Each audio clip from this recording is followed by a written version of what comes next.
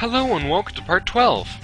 In the last part, that strange cyber elf showed up and gave us the coordinates we needed to get to Neo Arcadia proper. Because we have the coordinates, we won't be getting there normally through CL. Instead, we have to come down, take the trans server, and select the new location that's popped up, the Neo Arcadia Shrine. This is it, and it looks really, really nice. Back there is the first natural greenery we've actually seen in the entire game. You can even see a park back there. This is because, if you recall, Neo Arcadia is actually the last idyllic sanctuary for the remainder of humanity, after all the crap they went through in the X series. What you have to remember is while Neo Arcadia is a horrible, horrible dictatorship that's been oppressing Reploids and killing them for no reason, it's also paradise for humanity, so our actions aren't entirely justified in that regard.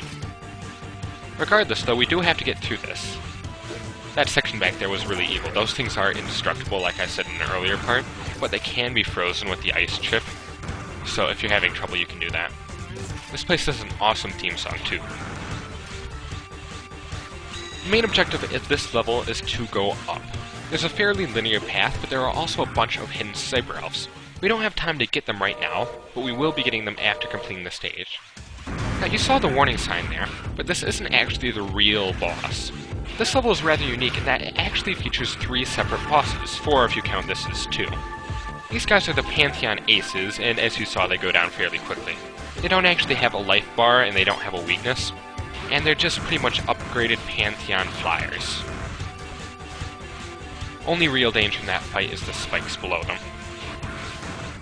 Continuing up, we now appear to be on some kind of cliff.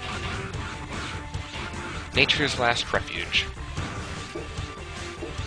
This guy's the second boss. His name is Azura Basura, and he is by far the weirdest looking enemy in the game. He's weak to the thunder chip, but he's not really fire elemental. He never really utilizes fire. He has no pre-fight dialogue and really no personality. Awesome dreadlocks are all he has going for him, and a bunch of weird attacks. Because he's so weird, I decided to finish him off with the weirdest attack we have. Good night. He does have an EX skill called Hell Juggler, but all it involves is him throwing his scimitars out in front of him. And it's a really boring looking EX skill, and I just didn't think it was worth the time to wait for him to use it. He's a really forgettable boss, as I said. And now up here. You might recognize these things. They have changed a little. But, yeah, the Zero series does not ditch the phasing blocks. And this time, they shoot at you, too.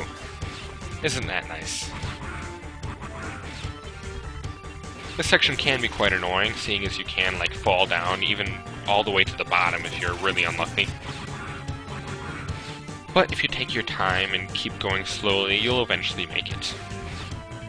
And up here is the real boss door. This guy's weak to ice.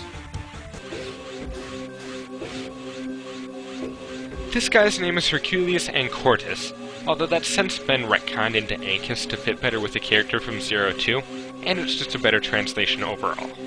Regardless, he's a member of Harpuya's Reku army, and as such is electrical elemental, and as such is weak to ice. Because of one specific attack of his, I'll actually be using the shield boomerang for one of the only times in this playthrough, so you get to see a little bit of its strengths and weaknesses here. He fights both with long-range and melee attacks, like that, by shooting electrical balls or just trying to ram you with his horns. This is his EX skill, all-ranged attack, and it's the one I was mentioning. Because it shoots out the weak kind of energy pellets, it's really useful to use the shield boomerang here. And he's based on a Hercules beetle. Not much else to say about him, except for the fact that while most Mutos Reploids you can cut in half, this guy's a bit more special. If you kill him while his arms are extended, you can cut those off too. During one of his attacks he'll only have 2 of them out, but I always make sure to cut off all of his arms in addition to bisecting him. And as you saw there, the shield boomerang also has the ability to bisect. You can see a door to the right, and that actually leads to the next stage. This is kinda weird in that you return to the base to get your objectives, but then you can start the next mission by talking to CL, or by going straight back there and just heading to the right, and your mission will commence automatically. That's for next part though. After CL's done talking, we're actually going to be heading back to that area, because there are a ton of cyber elves. And they're some of the most fiendish in the game. There will be quite a few jump cuts here. You'll probably remember this section. Here, jump to the left, and slightly off screen is this moving platform. Once it gets all the way to the left, you can jump on top of this area where all the invincible enemies are. Or were, I should say. And there's 2 for you. Continuing on, through the area with the Pantheon Aces, there's actually an area where you can fall down to the left over here.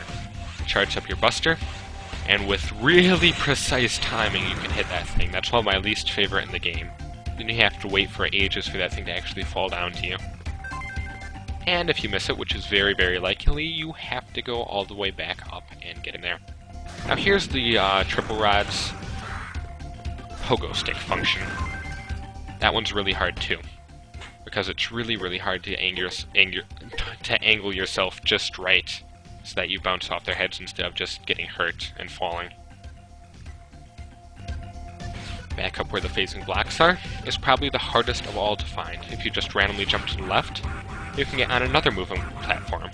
Problem is, the background's all blank, so you can't tell when you're going left and when you're going right. You just gotta wing it and hope for the best. For one more cyber elf. And strangely enough, they appear to have some kind of lighting system that changes drastically depending where you are on this very small platform. And if you want to see them, here you are.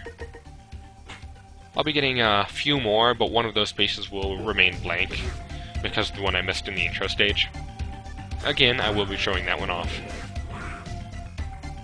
And now, for Resistance Base dialogue. I honestly thought this was the last of it, but apparently it's not. You learn something new every day. So there will actually be a couple more parts spliced on to the next part, which is going to be the second to last one, I believe. Stay tuned! This is taking place right after the attack on the Resistance Base, so obviously they're all a little shook up from that.